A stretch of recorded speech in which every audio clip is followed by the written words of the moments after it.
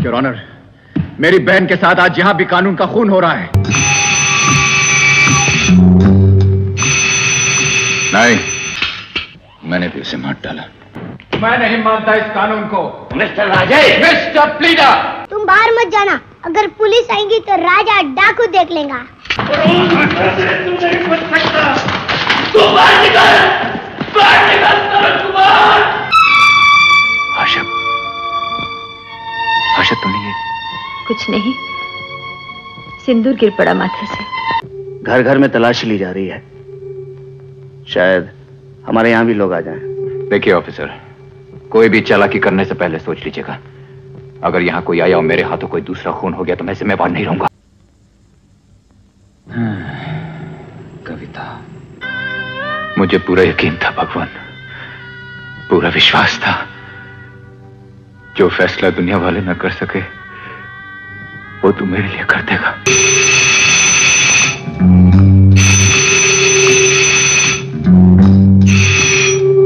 सारे घर में शोर मचा को राम मचा। कुछ मचते मचते आंखें नीचे माधो दौड़ा।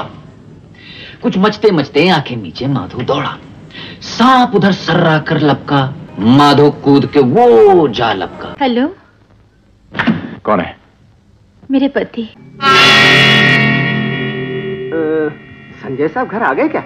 नहीं तो, वो तो पुलिस स्टेशन में ही है। फिर ये सिगरेट? जो ये सरासर झूठ है। मेरी बहन इससे कभी प्यार नहीं करती थी।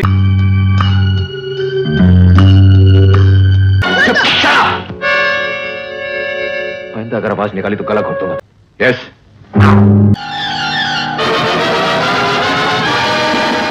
1975 সালে রিলিজ হয়েছিল একটি ক্রাইম ড্রামা মুভি ফারার, যার প্রযোজক ছিল অলঙ্কার চিত্রা এবং পরিচালক ছিলেন শঙ্কর মুখার্জি।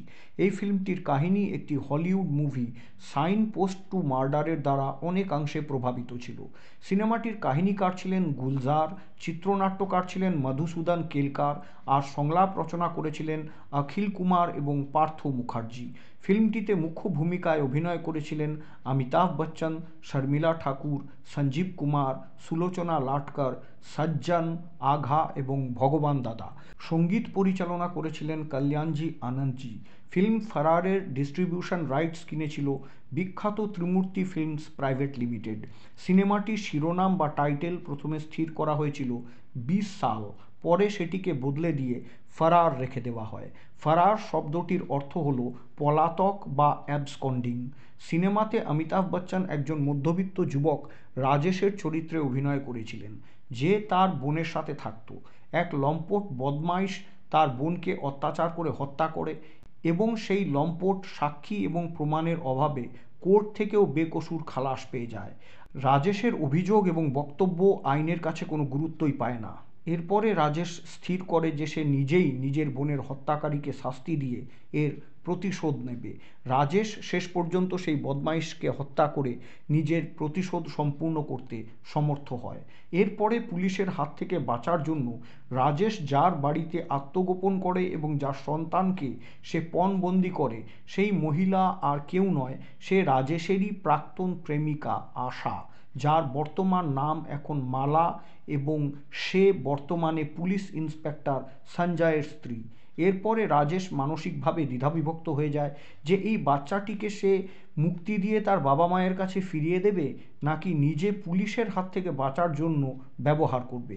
এদিকে বাচ্চাটির সাথে রাজেশের একটি সুন্দর সম্পর্ক গড়ে ওঠে, আর অন্যদিকে বাচ্চাটির পিতা ইন্সপেক্টর সঞ্জয় চেষ্টা করতেই থাকে যে কিভাবে রাজেশকে গ্রেফতার করে আইনের হাতে তুলে দেওয়া যায়।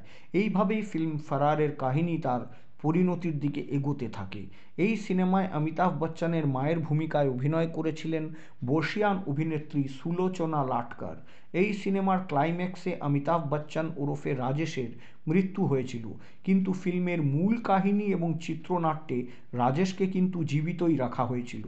আসলে 1974 সালে ফিল্ম দিওয়ার, এবং 1975 সালে শোলে, এই দুটি ব্লকবাস্টার ফিল্মের ক্লাইম্যাক্সে অমিতাভ বচ্চনের মৃত্যু দর্শকদের গভীরভাবে প্রভাবিত করেছিল। এই বিষয়টা মাথায় রেখেই ফিল্ম ফরারের নির্মাতারাও এর ক্লাইম্যাক্সে অমিতাভ বচ্চনকে মৃত দেখানোর সিদ্ধান্ত নেন, কিন্তু তাতে বিশেষ কিছু লাভ হয়নি। ফিল্ম ফরার বক্স অফিসের বিচারে বিলো অ্যাভারেজ বা ফ্লপ প্রমাণিত হয়েছিল।